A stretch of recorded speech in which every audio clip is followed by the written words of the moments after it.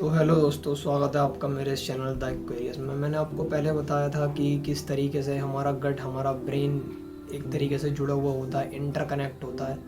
और बेसिकली मैंने बताया था कि सेरोटोनिन और कॉर्टिजोल किस तरीके से हमारा रोल निभाते हैं। आज कॉर्टिजोल तो नहीं, कॉर्टिजोल तो बस आप इतना समझ लीजिए कि हमारा स्ट्रेस हार्मोन होता है, और वो तब इंक्रीज़ होता है जब सेरोटोनिन की मात्रा जो है कम होने लगती है बॉडी के अंदर। मैं आपको देखिए, मेरा तो बेसिक कॉन्सेप्ट है ना, मैं ये नहीं कि ख्याली पुलाव एकदम से पका दूँ और जो मन में आए कह के चला जाऊँ, ऐसा कोई हिसाब है नहीं। सीधा सा बेसिकली क्या है कि वही बातें मैं चाहता हूँ कि कोई भी बात हो तो वो फैक्ट पर आधारित हो, क्योंकि हम मॉडर्न हो चुके हैं, साइंटिफिक हो चुके हैं, और विदाउट फैक्ट पे जब तक बातें नहीं होती हैं ना, तब तक हमारे समझ में भी नहीं आती। और ये नहीं कि मतलब कुछ भी आके कह लो। तो मैं आज आपको यही बताने वाला हूँ कि किस तरीके से जो सेरोटोनिन होता है हमारे इन सब चीज़ों को इफ़ेक्ट करता है। और जो आपकी बातें हैं कि क्या सेरोटोनिन क्या ब्रेन से आईबीएस का कोई कनेक्शन है, इरिटेबल बाउल सिंड्रोम का कोई कनेक्शन है या नहीं है, डायरिया क्यों होता है, कॉन्स्टिपेशन क्यों होता है, इन दोनों का देखिए, दोनों ही एक ही चीज़ है एक तरीके से। वो अपनी बॉडी पर आइदर डिपेंड करता है। या तो किसी की इंटेस्टाइन की मूवमेंट बहुत कम हो जाती है तो कॉन्स्टिपेशन हो जाता है, या फिर किसी की इंटेस्टाइन की मूवमेंट ज़्यादा हो जाती है तो इवन उसे डायरिया हो जाता है। यही दोनों दिक्कत है।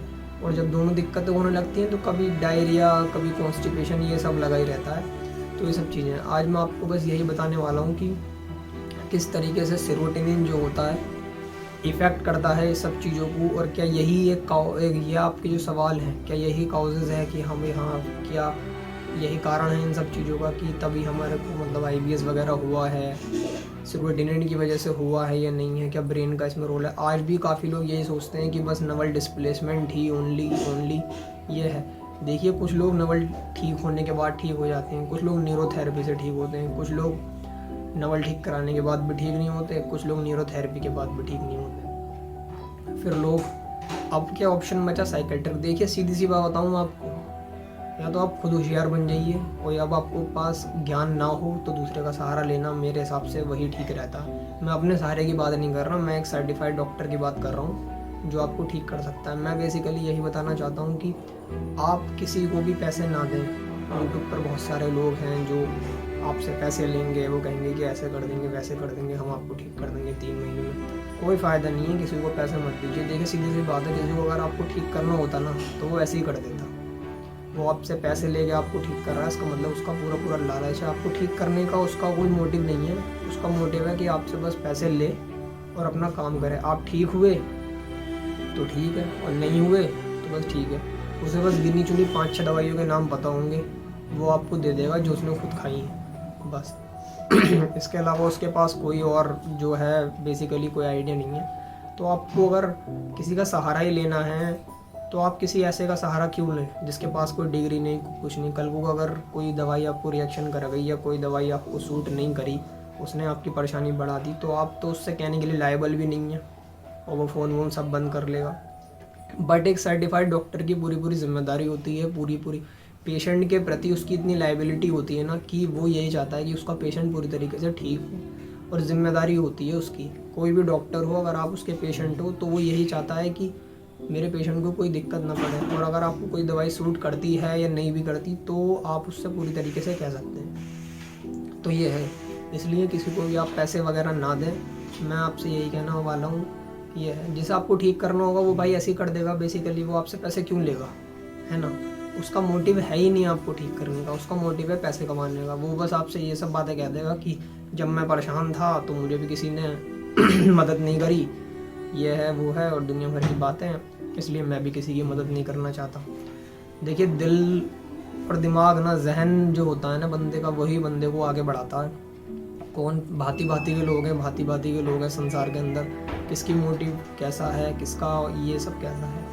लोग आग लखपति वगैरह बन चुके हैं, ये सब चीज़ें आपको आईबीएस के नाम पे स्कैम कर करके, लेकिन कोई फ़ायदा है नहीं इस सब चीज़ों का। ये है, जिस पे बीतती है वही जानता है। और मैं सब समझता हूँ कि भाई आप कितने परेशान हैं। इवन परेशानी वो जो माइंड और जो दिमाग यहाँ पेट पे रहता है ना, आप ये नहीं समझ पाते कि पेट की वजह से दिमाग ख़राब है या दिमाग की वजह से पेट ख़राब है। ये दोनों अल्टरनेट हैं एक दूसरे के बेसिकली।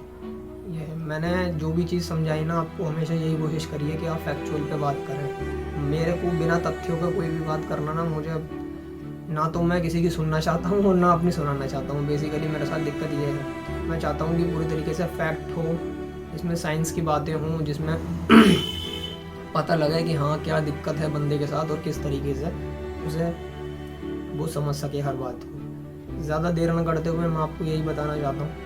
और एक बात बताना चाहता हूँ मोटिवेशन के लिए आपको हल्का सा, कि आप ना ज़्यादा परेशान ना हों। देखिए, आप अगर ये सोचेंगे कि यार ये क्या हो गया, ये क्या हो गया, ये क्या हो गया, तो आप ज़्यादा ये सब चीज़ें रहेंगे। आप थोड़ा सा अपने आप को कंट्रोल करिए, अपने आप को देखिए। ऊपर वाला भी इंसान को तभी उतना ही देता है जितना कि वो चाहता है। अगर आप खुद ही नहीं चाहेंगे उठना, तो वो आपको कैसे उठाएगा ऊपर को। तो मैं आपसे यही कहना चाहता हूँ कि देखिए, बहुत मुश्किल है बड़ी बड़ी बातें करना। मैं आपसे कह दूँ कि आप ऐसा कर लो, वैसा कर लो, लेकिन जिस पे बीतती है ना वही जानता है। इतना आसान होता नहीं है एक्चुअली उठना, बट फिर भी देखिए आपको कोशिश करनी पड़ेगी। आप कोशिश करें, आप ये सोचें कि हाँ मैं ठीक हो जाऊँगा। पहले तो ये बिलीव बिठाएं, और 100% क्योरेबल है, 100% ठीक हो जाओगे। बहुत तरीके हैं, बहुत तरीके हैं। ये है, बहुत बहुत पुराने लोग ठीक हो गए हैं, आप भी ठीक हो जाओगे। ये सब चीज़ें हैं। ज़्यादा देर ना करते हुए मैं आपको ले चलता हूँ लैपटॉप की स्क्रीन पर। ज़्यादा बड़ी वीडियो बनाने का आज मेरा कोई भी मतलब नहीं है, बस सीधी सी बात है, एकदम टू द पॉइंट बात है। कोई लेक्चर नहीं, ज़्यादा कुछ भी। Question answer, demand and supply only, बस, इसके अलावा कुछ नहीं। क्वेश्चन है वही आंसर है, सीधा सा क्वेश्चन, 2 लाइन का आंसर, बस इतना ही है। और 5, 6, 7, 8 क्वेश्चन होंगे, वो फैक्चुअल हैं एकदम, 100% साइंटिफिकली प्रूफ है। वो आपको बता देंगे कि किस तरीके से आप कहाँ मिस्टेक कर रहे हैं और आपको कहाँ जाना चाहिए, कहाँ नहीं जाना चाहिए। तो ठीक है, चलते हैं और चलिए शुरू करते हैं।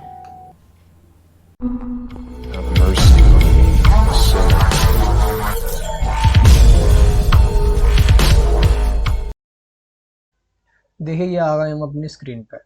कुछ नहीं है, सीधा टू द पॉइंट बात है। ऑल अबाउट सेरोटोनिन, आपके सारे सवालों के जवाब मिल जाएंगे। क्वेश्चन है, सवाल है, क्वेश्चन है और सवाल है, और कुछ नहीं है। केस खत्म, टू द पॉइंट बात है। इसमें आपको और कुछ करने की ज़रूरत नहीं है। बेसिकली ये थोड़ा बड़ा हो रहा है, इसमें हल्का छोटा कर देते हैं ना, ये सब चीज़ें। अब आती है बात ऑल अबाउट सेरोटोनिन की, ठीक है। देखिए, सेरोटोनिन लेवल जो होता है इन द कोलन में होता है 10 times higher in the IBS than control, ठीक है। सेरोटोनिन जो होता है 10 टाइम हायर होता है हमारे, मतलब कि जीआई ट्रैक में बहुत सारा सेरोटोनिन होता है, जिसकी वजह से वही मतलब आईबीएस हमारा कंट्रोल करता है। और जब दिक्कत हो जाती है, सेरोटोनिन के सिम्टम क्या होते हैं, सिम्टम में दिक्कत हो जाती है एब्डोमिनल पेन, नोजिया और फिर वॉमिटिंग वगैरह की ऐसी दिक्कत होने लगती है। उसे लगता है कि जी घबरा रहा है, ये सब चीज़ें। पहला क्वेश्चन हमारा क्या है, how does low serotonin affect the gut. Low serotonin जो है हमारे गट को किस तरीके से अफेक्ट करता है, ठीक है। Reduce the number of neuron in the gut lead to the, ये सब चीज़ें हैं। reduce the number of neuron in the gut lead to the deterioration of the gut's lining and slow the movement of the content through the GI tract, ठीक है। जो हमारे neuron होते हैं, अगर गट में उनका जो रिड्यूस हो जाते हैं, तो डेटरोटेशन मतलब कि गट की जो लाइनिंग है उसमें दिक्कत आ जाती है। वही हमारे गट की लाइनिंग का मतलब क्या है, जो म्यूकस की लेयर है ना, लाइनिंग है, उसमें दिक्कत हो जाती है और फिर जीआई ट्रैक में दिक्कत होने लगती है। अब बात क्या आती है, साइन क्या है लो सेरोटोनिन के, किस वजह से लो सेरोटोनिन के अगर साइन देखा है तो डिप्रेशन, ठीक है। डिप्रेशन मैंने आपको बता दिया कि कॉर्टिजोल की वजह से जो एंजाइटी वाला हार्मोन होता है वही करता है। वो कब इंक्रीज होता है, जब सेरोटोनिन घट जाता है। कॉम्प्लेक्स रिलेशनशिप होता है between the depression and the serotonin में, सेरोटोनिन घटेगा, डिप्रेशन होने लगेगा। Changes in sleep, chronic pain, ठीक है, मेमोरी लर्निंग इशू, एनजाइटी हो जाती है, इसकी जो फर्निया हो जाता है, और एपेटाइट इशू वगैरह भी हो जाते हैं। एपेटाइट इशू मतलब कि जो वोवल का मूवमेंट है, ये सब चीज़ें हैं। अब बात आती है, ठीक है, दूसरा क्वेश्चन हमारा, मतलब सॉरी तीसरा क्वेश्चन, इसमें क्या आता है, IBS IBS is a nervous system disorder. Nervous system मतलब हमारा माइंड, क्या नर्वस सिस्टम डिसऑर्डर है IBS, irritable bowel syndrome. Recent researches क्या आई हैं इसके अंदर, IBS is now considered as an organic and most likely neurological bowel disorder. IBS क्या है? न्यूरोलॉजिकल बोवल डिसऑर्डर है। ठीक है, देखिए जितना भी डाटा है ना, टोटल ऑल ऑफ देम जितना भी डाटा है सब एकदम सर्टिफाइड है।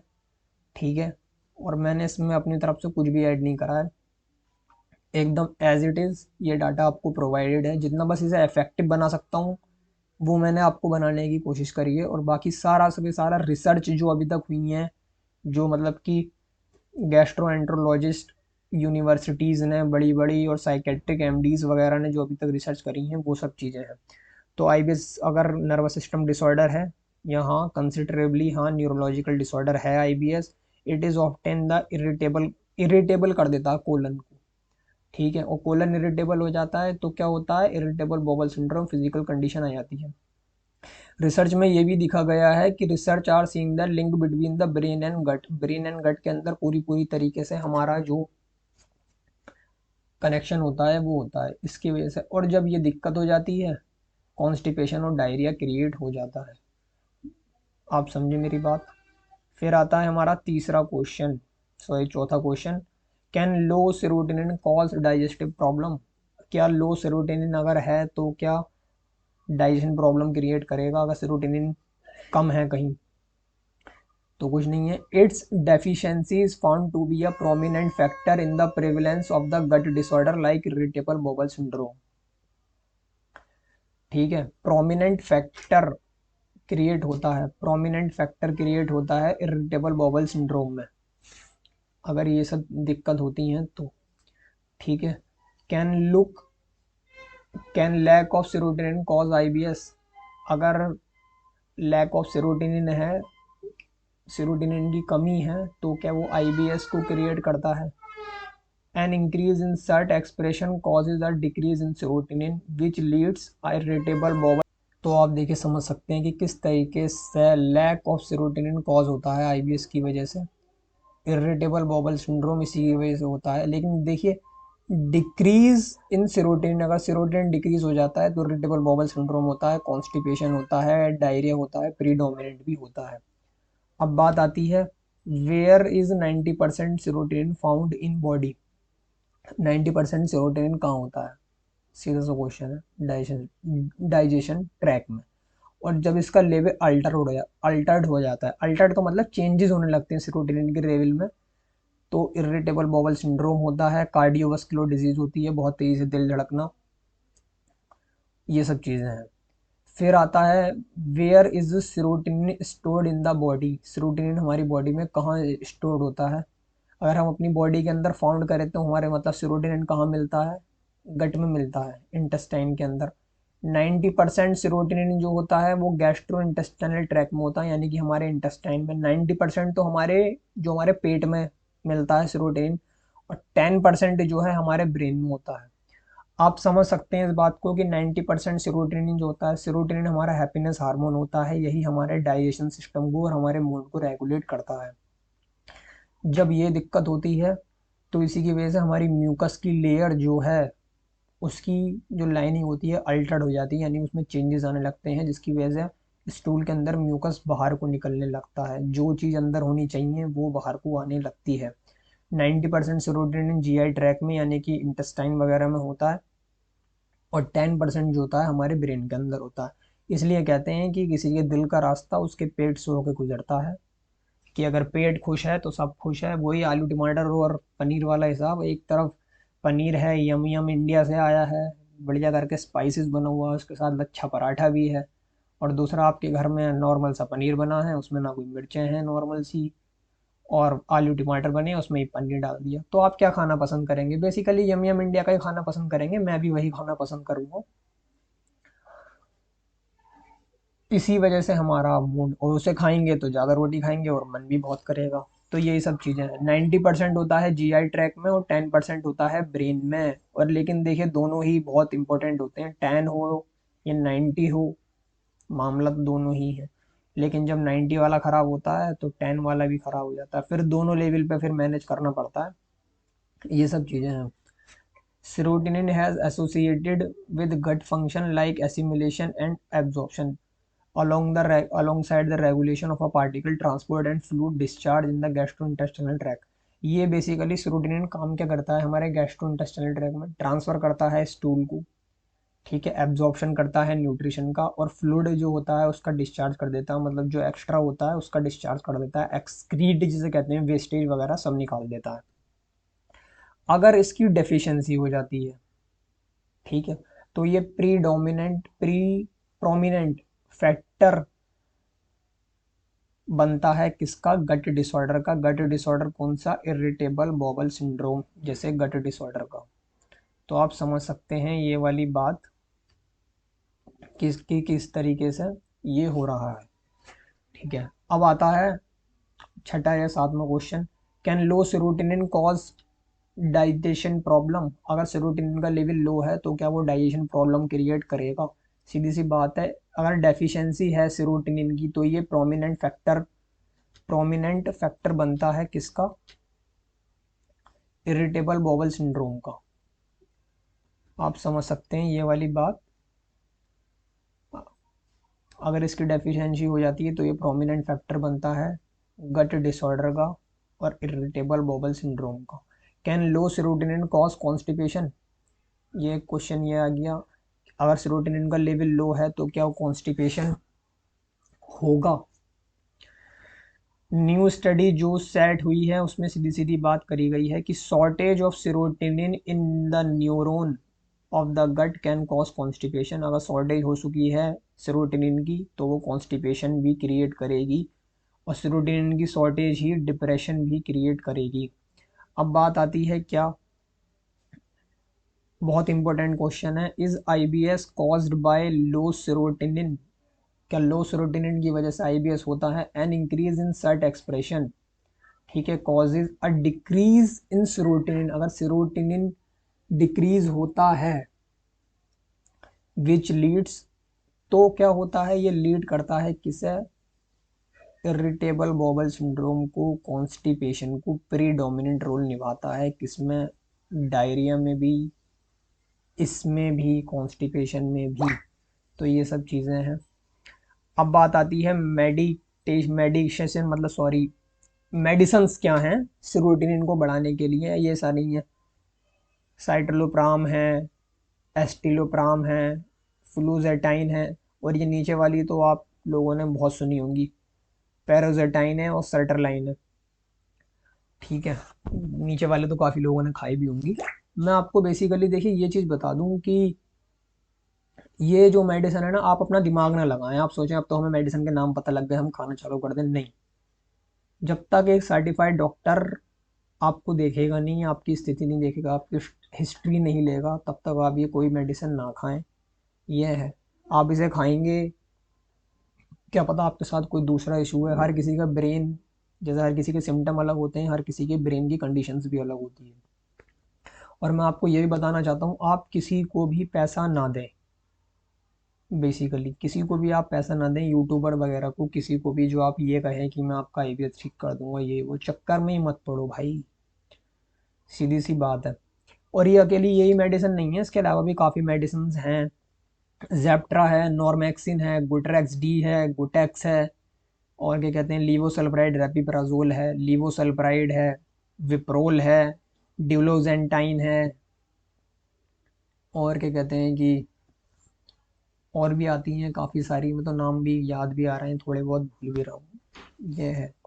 और क्लोनाजापाइन है, ओजापिन है, सिम्पटा है, लैमीपिल है, एल्फोलिन है, ठीक है। तो ये सारी मेडिसिन है, और पेंटोसिड 40 है, क्लेटोसिड 40 है, पेंटोप्राजोल है, ये सारी मेडिसिन है, बहुत सारी मेडिसिन है। इनमें से आपको मतलब ये ठीक कर देंगे कोई ना कोई सी मेडिसिन। लेकिन क्या है ना, मैं आपको राय नहीं देने का कि आप जाके अपनी मतलब तिकड़मबाजी लगाएं, ये है, जाएं एक सर्टिफाइड डॉक्टर को दिखाएं। सर्टिफाइड डॉक्टर कौन है, जिसके पास मेडिकल काउंसिल ऑफ इंडिया का लाइसेंस है, बहुत सारे हैं देश के अंदर, उन्हें दिखाएं। एक साइकेट्रिक को, न्यूरो को मत दिखाना, साइकेट्रिक को दिखाना, ही ट्रीट वेरी वेल, ये है। और किसी के चक्कर में मत पड़ना, यूट्यूबर वगैरह के जो कहें कि यार हम तो ठीक हो गए, आप सोचें कि यार ये ठीक हो गए, ये भी मुझे ठीक कर देंगे, वो कुछ नहीं करेंगे, उन्हें भी बस कुछ मेडिसिन के नाम याद है, वो आप पे एक्सपेरिमेंट करेंगे, देखते हैं कौन सा ठीक है, ये सब ठीक है तो आपको दे देंगे। कोई आपको मिर्ताज दे देगा 7.5 mg, कोई आपको परी CR प्लस दे देगा 12.5 mg या 37.5 mg। ये सारी मेडिसिन है, लेकिन कोई ऐसी वाली बात नहीं है आप किसी को पैसा ना दें। देखिए पैसा देने को मैं इसलिए मना करता हूँ कि अगर कल को आपको कोई मेडिसिन रिएक्शन करे गई या कोई दिक्कत हो गई तो क्या वो बंदा लाइबल है? आपकी गारंटी लेगा? वो नहीं लेगा। फ़ोन उठाना तक बंद कर देगा आपका। ये कह देगा कि तुम्हारे साथ कोई दूसरी दिक्कत है, ये है वो है, और आपका फ़ोन उठाना बंद कर देगा। और आप क्या कर लेंगे उसका? ये है। लेकिन अगर कोई डॉक्टर है, सर्टिफाइड है, जिससे आपकी दवाई चल रही है, तो आप उससे 10 बार शिकायत कर सकते हैं और वो लाइबल भी है। हर डॉक्टर यही चाहता है कि अपने पेशेंट को जल्दी से जल्दी ठीक करूँ और निकालूँ उसे इस मुसीबत से। लेकिन कोई आदमी आपको चाहता नहीं है ज़्यादा ठीक करना। देखिए अगर वो आपको ठीक करना चाहता है, अगर उसे पता है कि हाँ मैं ठीक कर सकता हूँ, तो क्या वो आप फ्री में नहीं कर सकता? उसका मोटिव ही नहीं है आपको ठीक करने का, उसका मोटिव केवल पैसे कमाने का है। और उसके पास एक्सक्यूज़ क्या है कि भाई मेरी किसी ने मदद नहीं करी थी IBS के टाइम पे, तो मैं भी किसी की मदद नहीं करूँगा। अबे भाई तुम उस दौर से गुजरे हो ना, तो तुम्हें पता है परेशानी क्या है। तो किसी की परेशानी में ना पैसे बनाने से बढ़िया किसी की मदद करो। तो ये है, काफ़ी सब चीज़ें आपके सामने हैं। Everything is normal. और देखिए मैं आपको एक मोटिवेशन वाली बात ये बताता हूँ, जब तक आप खुद नहीं चाहेंगे ना उठना गड्ढे में से, आप जब तक खुद निकलना नहीं चाहेंगे, तो भगवान भी आपको नहीं निकाल सकता। ऊपर वाला भी केवल किसी को उतना ही देता है जितना कि वो डिज़र्व करता है या फिर जितना वो चाहता है। अगर हम किसी चीज़ की तैयारी करते हैं या मेहनत करते हैं तो भगवान भी हमारा साथ देता है। और ये सब चीज़ें हैं। बाकी thank you so much, keep watching, do like and subscribe and share. इसकी PDF मैं आपको नीचे डाल दूंगा डिस्क्रिप्शन में, आप वहाँ से डाउनलोड कर सकते हैं, खुद भी पढ़ सकते हैं। और ये सारा डाटा सर्टिफाइड है, इसमें ऐसी कोई वो नहीं है। ये है सारा डाटा सर्टिफाइड है, एकदम ऑल नेचुरल। ये जितनी भी रिसर्चें हुई हैं वो सब चीज़ें हैं। लो सेरोटोनिन की वजह से ही IBS होता है। 90% सेरोटोनिन हमारे GI ट्रैक में होता है। सेरोटोनिन क्या होता है? हैप्पीनेस हार्मोन होता है जो हमारा डाइजेशन सिस्टम को रेगुलेट करता है। और जब इसके लिए इम्बैलेंस होता है तो हमारी म्यूकस लेयर जो है अल्टर्ड होने लगती है, चेंजेस होने लगती है, जिसकी वजह से कॉन्स्टिपेशन और डायरिया वगैरह होने लगता है और कोलोन में इन्फ्लेमेशन बढ़ जाता है। और फिर किसी को कॉन्स्टिपेशन या फिर किसी को डायरिया होने लगता है। वेट लॉस, डिप्रेशन, एनजाइटी, इसकी जो फर्निया और स्लीप में दिक्कत, ये सब चीज़ें हो जाती हैं। ये कुछ मेडिसन है, ये सब चीज़ें हैं। बाकी आप खुद समझदार हैं।